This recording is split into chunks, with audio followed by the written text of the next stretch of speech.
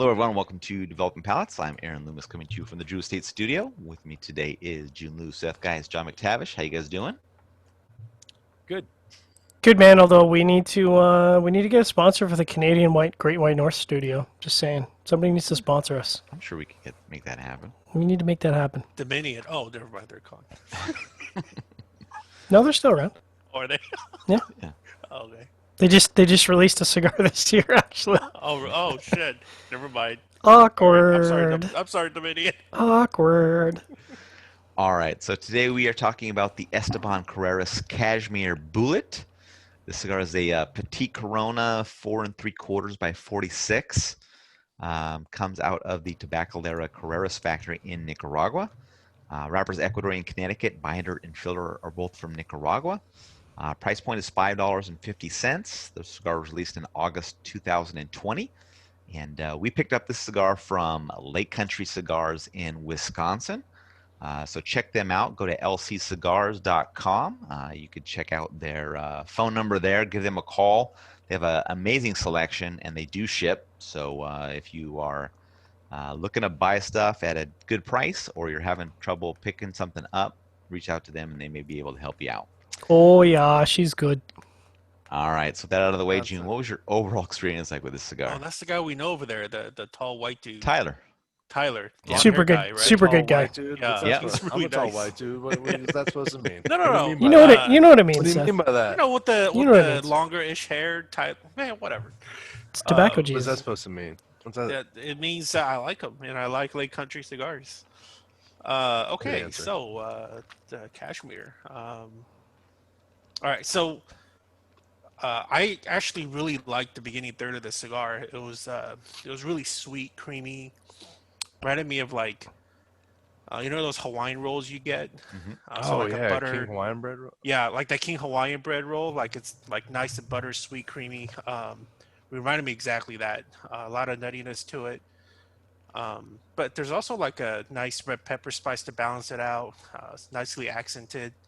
But by the time we got to the second third and the last third, I started getting this like, all of a sudden this bitterness to the cigar. And it had a lot more like a toasty influence, a lot more highlights of like charred peppers kind of a thing going. In a way, it kind of felt like I was smoking two different cigars. But that was a bummer because if it was anything like the first third, like consistently throughout, it would have been a really good cigar. But because it kind of changed and transitioned into something that's not so good, I thought it was like an overall average cigar. All right, Seth, what were your thoughts? Yeah. Listen, I liked the first third. It was creamy cedar notes. There was coffee, a little bit of earth and hay. I had that dough bread qualities. It was just really good first third. Second third kind of delivered some. What was that, man? You confused me there, Jim. Are you reading my notes again? Don't read the Hawaiian bread part. I already said didn't. that. I wrote that in my notes. Okay. Dough bread. Jerk. Second third kind of showed a little diminish of that profile. It was, still the core aspect of it was there, but it just had come down some. Final third showed a really big transitioning. I was getting some popcorn flavors. It was pretty funky. Medium bodied cigar, great construction, great burn. All right, John, what were your thoughts? Stop me if you've heard this before, but I really liked the first third. It had a lot of really nice sweetness, mild spices, cocoa, hay, cedar, slight bit of bitterness, some tannins, which you kind of want on a blend like this, just to anchor the sweetness. So first third was good. Second third kind of stepped down in intensity.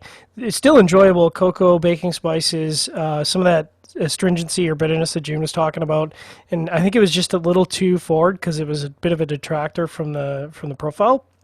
Still okay, just not to the same level as the first third. And then last third, really kind of hay driving, which is kind of more of a classic Connecticut style, which there's nothing wrong with that. It's just it doesn't stand out from the crowd. Burn was fantastic. Ash held on really well, and I was kind of torn on the draw because it had some resistance to it, and I marked it as good, but you kind of want a cigar, that ring gauge, to have a little bit of tightness to it to slow down the smoking experience. But above all, for me, I'd say, above average experience. So enjoyable. Aaron, walk us through your experience. Yeah, the cigar had a nice start. It kind of started with some cinnamon that kind of morphed into baking spice, and that morphed into black pepper all within that first third. So it was kind of a nice little transitionary experience. But once it reached the second third, it came, fairly average the rest of the way. I think this kind of goes along with some of the more recent Connecticut's where they're shooting for like a little fuller strength, but kind of still have those, traditional Connecticut shade flavors. But this didn't do enough to really kind of distance itself from the other cigars that are kind of in this arena. So, price point's really attractive for this cigar. And, I in my review, I said I don't think I'd smoke it again, but thinking about back on the price, like maybe I would smoke it, maybe if at 550. So, but I would be interested in trying this in some other Vitolas just to kind of get a feel for what it does. I mean, they're all lower price point stuff, so it's not going to break the bank to kind of run through the Vitola map and see what you think. But it's okay. Like everybody else has said, it started good, but kind of fell off, and I had great construction as well. So there's no issues with that. So let's get into the scores. We're all pretty close. Started at the top with Jiunn and Seth. Both gave it a 6.10. I gave it a 6 even, and John gave it a 5.80. So Jiunn, how'd that 6.1 match up for you? Actually, pretty well. I mean, for such a good price, I guess you could just smoke the first third and pitch it, which is something I might do. I don't know. All right, Seth, 6.1 for you. I think I said the exact same thing. That it's the first third. You can smoke the first half of it and be like, okay, I'm done with it. Yeah. It's a really good Petite Corona. It's a great price. I actually would not smoke any other Vitola offering because I just don't want. Let it be unknown. Yeah, you don't want to have any bad experiences and like don't ruin it. Don't ruin it. Just stick to it. Yeah. Yeah, my 6 even matches up well. I mean, it's an above average flavor profile, really good construction. That's what gets it right to that 6 mark. But I'm torn on whether I'd come back to it or not. I mean, the price point makes it attractive enough that I guess I'd come back to it. And when I'm just tired of it, I would just pitch it. So, all right, John, 5.8. Yeah, I think it would have been up in the sixes with you guys if I had a better draw. But yeah, I mean, there is some. I'd say there's some legitimacy to saying, look, if you're looking for like a 30 or 40 minutes short smoke half of it at 550. 550? Yep. Yeah, I mean that's dirt cheap, man. Like I put in my closing notes that I could see myself getting a bundle of these for Herfs for new cigar smokers because there's nothing here that would offend a new cigar smoker. It's a nice short smoke.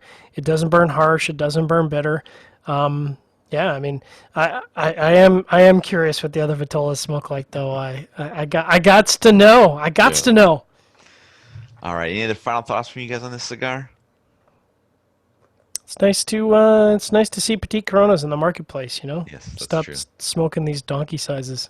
That's right. Man, No, it's and funny this that brand- smoking Esteban Carreras. I was like, dang. Yep. Yeah, I haven't smoked one of these. Well, anything made by Esteban Carrera, and it's been years. I don't. Yeah. I'll say last year or a year before I smoked the Mr. Brownstone. I thought it was pretty good. So, Oh. it was fuller strength cigar, but much different than this.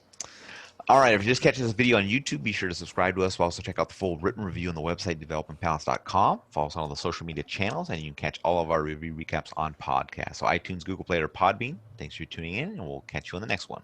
George, is this cashmere?